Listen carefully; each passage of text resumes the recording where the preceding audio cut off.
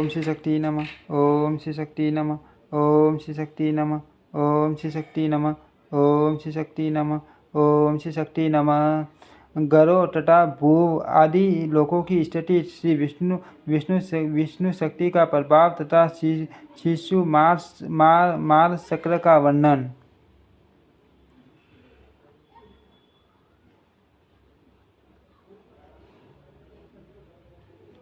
मुनियों ने कहा, माँ भाग लोमसन जी, अब हम भूव आदि लोगों का ग्रहों की स्थिति तथा उनके परिमाण का यथार्थ वर्णन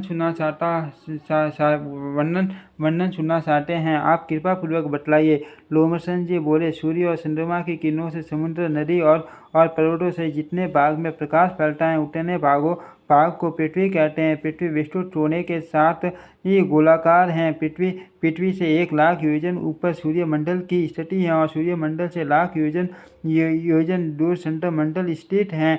चंद्र मंडल से लाख योजन ऊपर नक्षत्र मंडल प्रकाशित होता है। नक्षत्र मंडल से 2 लाख योजन ऊंचे बुध की स्थिति है। बुध से 2 लाख योजन ऊपर शुक्र स्थित है। शुक्र से 2 लाख योजन मंगल तथा मंगल से 2 लाख योजन ऊंचे देवगुरु बृहस्पति स्थित है। बृहस्पति से 2 लाख योजन ऊपर शनैश्वर हैं और उनसे 1 लाख योजन ऊंचे सप्त ऋषि मंडल स्थित है। सप्त ऋषियों से लाख योजन ऊपर ध्रुव हैं जो समस्त ज्योतिर्मंडल के केंद्र हैं। ध्रुव से ऊपर मरलोक हैं जहाँ 1 कल्प तक जीवित रहने वाले महात्मा पुरुष निवास करते हैं। उसका विस्तार 1 करोड़ योजन है। उसके ऊपर जनलोक है जिसका विस्तार 2 करोड़ योजन है। वहीं सूर्य अंतम करण वाले ब्रह्म कुमार सनंदन आदि महात्मा वास करते हैं। जनलोक से ऊपर उससे 100 गुने विस्तार वाला तपोलोक स्थित है जहाँ शरीर सहित वैराज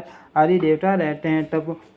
तपोलोक से ऊपर सत्यलोक प्रकाशित होता है जो उससे 100 गुना बड़ा है। वहाँ सिद्ध आदि एवं मुनिजन निवास करते हैं। वह पुनर्जन्म एवं पुनर्मृत्यु का निवारण करने वाला लोक हैं। जहाँ तक पैरों से जाने योग्य पार्थिव वस्तु है उसे भूलोक कहा गया है। उसका विस्तार पहले बताया जा चुका है। भूमि और सूर्य के बीच जो सिद्ध एवं मुनियों से सेवित प्रदेश है वह भूलोक कहा गया है। यही दूसरा लोक है। ध्रुव और सूर्य के बीच में जो 16 लाख योजन विस्तृत स्थान है उसे लोक स्थिति का विचार करने वाले पुरुषों ने स्वर्गलोक बतलाया है। भू और स्व इन्हीं तीनों को त्रैलोक्य कहते हैं। विद्वान ब्राह्मण इन तीनों लोगों को कर्तक नासवान कहते हैं। इसी प्रकार ऊपर के जो जन्म तप और सत्य नामक लोक हैं वे तीनों अकर्तक अविनाशी कहलाते हैं। कर्तक और अकर्तक के बीच में मलोक है जो कर्तक का कर्तक कहलाता है। ये कल्पांत में जन शून्य हो जाता है किंतु नष्ट नहीं होता। ब्राह्मणों इस प्रकार ये 60 महालोक बतलाए गए हैं। पाताल भी 60 ही हैं। यही समुचे ब्रह्मांड का विस्तार है। यह ब्रह्मांड ऊपर नीचे तथा किनारे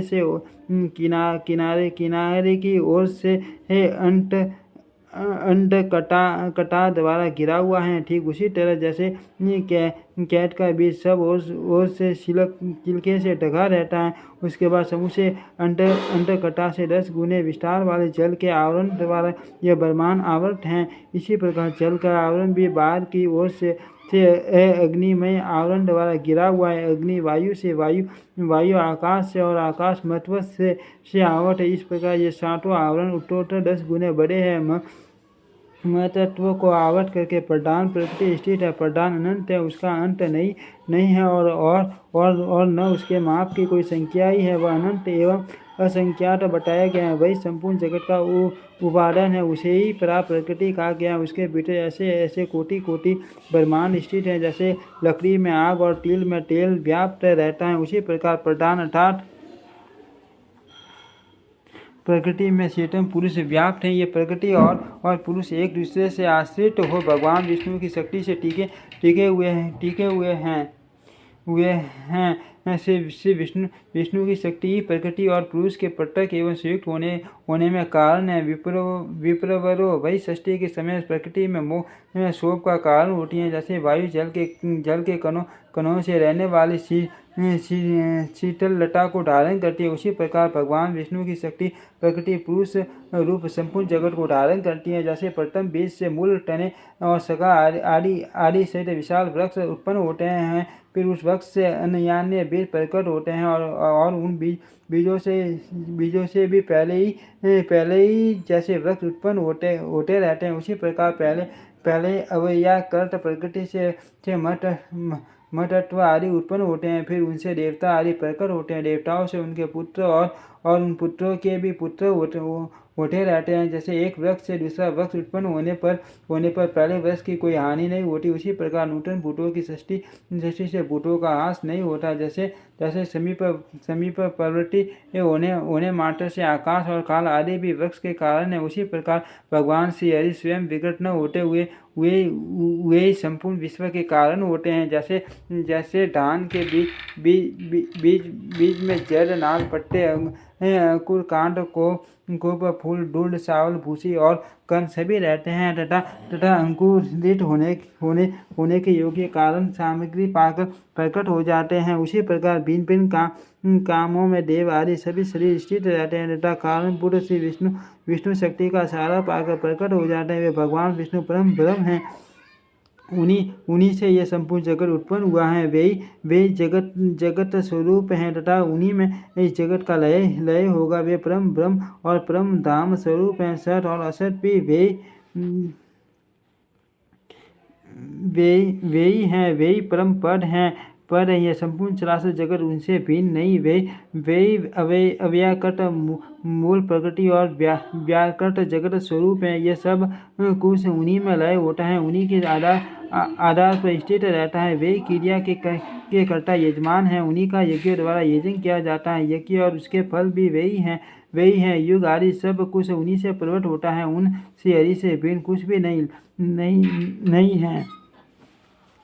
लोमर्सन जी कहते हैं, आकाश में शिशुमान गो के आकार में जो भगवान तारा में स्वरूप हैं, उसके कुछ भाग में ध्रुव की स्थिति है। ध्रुव स्वयं अपनी परिधि में भ्रमण करते हुए सूर्य, चंद्र आदि अन्य ग्रहों को भी घुमाते हैं। ध्रुव के घूमने पर उनके साथ ही समस्त नक्षत्र चक्र की भांति घूमने लगते हैं। सूर्य, चंद्रमा, तारे, नक्षत्र और ग्रह ये सभी वायुमयी डोरी से ध्रुव में बंधे हुए हैं। शिशु मार्ग के आकार का आकाश में जो तारामय रूप बताया गया है, उसके आधार परम धाम स्वरूप साक्षात भगवान नारायण है, जो शिशु मार्ग के अध्य देश में स्थित है। देवता, असुर और मनुष्यों सहित ये संपूर्ण जगत भगवान नारायण के ही आधार पर टिका हुआ है। सूर्य 8 महीनों में अपनी किरणों द्वारा रसात्मक जल का संग्रह करते हैं और उसे वर्षा काल में बसा देते हैं। उस वृष्टि के जल से अन्न पैदा होता है और अन्न से संपूर्ण जगत का भरण पोषण होता है। सूर्य अपनी तीखी किरणों से जगत का जल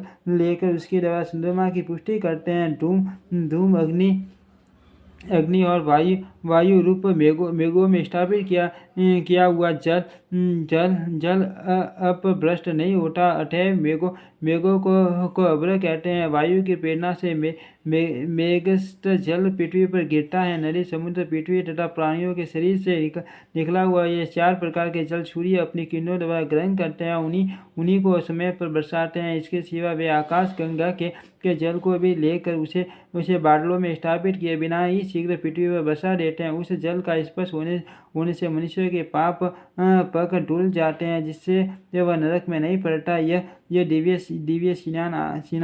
स्नान माना गया है। कृतिका आदि विषम नक्षत्रों में सूर्य के दिखाई देते हुए आकाश से जो जल गिरता है, उसे दिव्यगिरियों द्वारा फेंका हुआ आकाश गंगा का जल समझना चाहिए। इसी प्रकार भरणी आदि सम संख्या वाली नक्षत्रों में सूर्य के दिखाई देते हुए आकाश से जो जल गिरता है, वह भी आकाश गंगा का ही जल है, जिससे सूर्य की किरणें तत्काल ले आकर बरसाती है। दोनों ही प्रकार का जल अत्यंत पवित्र और मनुष्यों का पाप दूर करने वाला है। आकाश गंगा के जल का स्पर्श दिव्य स्नान है।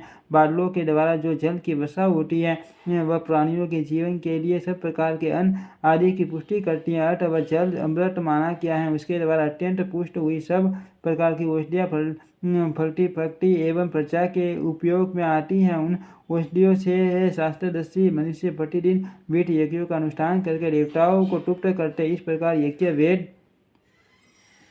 वेद ब्राह्मण आदि वन संपूर्ण देवता पशु पूतगण तथा स्थावर जगम लोक संपूर्ण जगत ये सब वृष्टि के द्वारा ही धारण किए गए हैं। वृष्टि सूर्य के द्वारा होती है। सूर्य के आधार ध्रुव के शिशुमार चक्र तथा शिशुमार चक्र के आश्रय साक्षात भगवान नारायण हैं। वे शिशुमार चक्र के हृदय देश में स्थित हैं। वे संपूर्ण भूतों के आदि पालक तथा सनातन प्रभु हैं। मुनिवर, इस प्रकार मैंने पृथ्वी समुद्र आदि से युक्त ब्रह्मांड का वर्णन किया। अब और क्या सुनना चाहते हैं हो?